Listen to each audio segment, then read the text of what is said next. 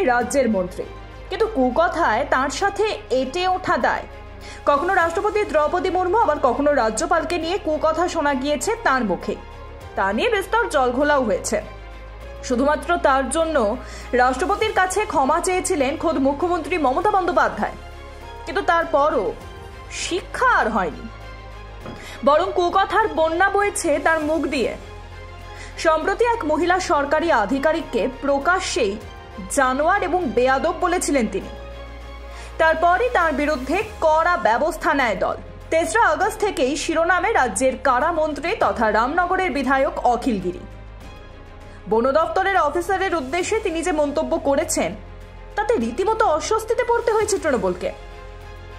তাজপুরে সমুদ্রের ধারে বন দপ্তরের জায়গায় অবৈধভাবে দোকান ঘর গজিয়ে উঠেছে বলে অভিযোগ। তা সরাতে গিয়ে অখিল গিরির বাধার মুখে পড়েন দপ্তরের আধিকারিকরা। মন্ত্রীর সঙ্গে তর্কে জড়ান বন দপ্তরের এক মহিলা আধিকারিক। আপনি সবাইকে নিয়ে চলুন, বেশি দিন থাকতে পারবেন না, আপনার আয়ু 7-8 দিন 10 দিন।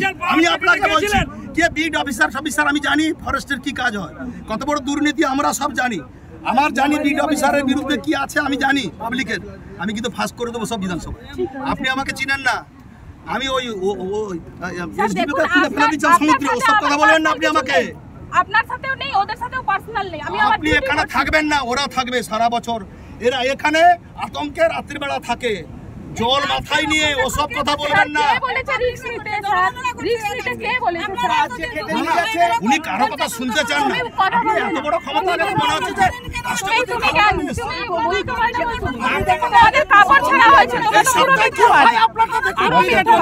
কোনটা বললেন না ম্যাডাম, এই জনগণের পয়সায় বেতনটা পাচ্ছেন, এই জনগণের পয়সা কিছু করতে পারছো। ফুট আমরা নিলাম, এর ভিতরে যদি আপনি আসেন আপনি ফিরে যেতে পারবেন না। আমি আপনাকে বেশি কথা বলবেন না, আপনি একদম সরকারের সাথে সরকারি কর্মচারী মাথা নিচু করে কথা বলবেন। সরকারি কর্মচারী আমাদের কর্মচারী মাথা নিচু করে কথা বলুন। বেয়াদব রেঞ্জার, বেয়াদব এর মতন কত বড় জানোয়ার, কত বড় জানোয়ার বেয়াদব রেঞ্জার আসেনি কথা। এ নিয়ে জলঘোলা হতেই তাকে মন্ত্রিত্ব পদ থেকে ইস্তফা দেওয়ার নির্দেশ দেন মমতা বন্দ্যোপাধ্যায়। সেই নির্দেশ মেনে সোমবার কলকাতায় যান অখিল গিরি। তারপর মুখ্য সচিবের কাছে ইস্তফা পত্র পাঠান তিনি। বলেন, উত্তেজনার বশে যে কথাটি বলে ফেলেছি তার জন্য আমি অনুতপ্ত।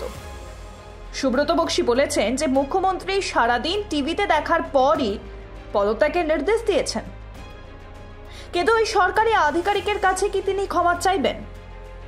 তার উত্তরে তিনি বলেন, কোনো আধিকারিকের কাছে ক্ষমা চাওয়ার কোনো প্রশ্নই নেই।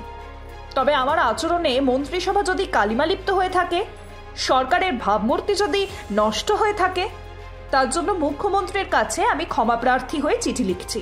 প্রশ্ন হচ্ছে, যার সঙ্গে তিনি অভদ্রতা করলেন তার কাছে কেন ক্ষমা চাইবেন না অখিল গিরি? দলনেত্রীর কাছে ক্ষমা চেয়ে কি বিষয়ে কোনো সমাধান হবে? রাজনৈতিক মহলের একাংশের মতে মহিলা আধিকারিকের কাছে ক্ষমা চাইতে মানে লাগছে অখিল গিরির, তাই চুপি চুপি দলনেত্রীর কাছে ক্ষমা চাওয়ার কথা বলেছেন তিনি। আর এই বিষয়ে যাতে জলঘোলা না হয় তার জন্য মমতাও তাকে মন্ত্রিত্ব থেকে ইস্তফা দেওয়ার নির্দেশ দেন, যাতে তিনি বলতে পারেন যে দলের কাউকে কখনো তিনি রেয়াত করেন না, অন্যায় দেখলেই নাকি তিনি গর্জে ওঠেন। এছাড়াও অখিল গিরি বলেছিলেন, সরকারি কর্মচারীদের কাছে কেন ক্ষমা চাইবেন? তাহলে কি শাসক দলের নেতারা সরকারি কর্মচারীদের নিজেদের চাকর ভাবেন? উঠছে প্রশ্ন। Bureau report, Ritam Bangla.